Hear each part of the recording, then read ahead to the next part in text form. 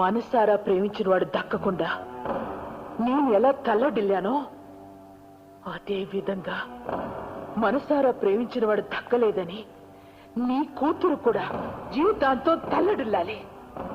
నా ఇంటి పని మనిషి, నా జీవితం నాశనం చేసిన నీ ఇంటి యజమాని తన కూతురి జీవితం ఇలా పాడైందే అని తలుచుకొని క్షణ క్షణం కుళ్ళి కుళ్ళి చావాలి. అదే 18 సంవత్సరాలుగా ఒకే గదిలో అనుభవించిన అజ్ఞాతవాసం తర్వాత ఈ నీలాంబరికి జరగబోయే పట్టాభిషేకం.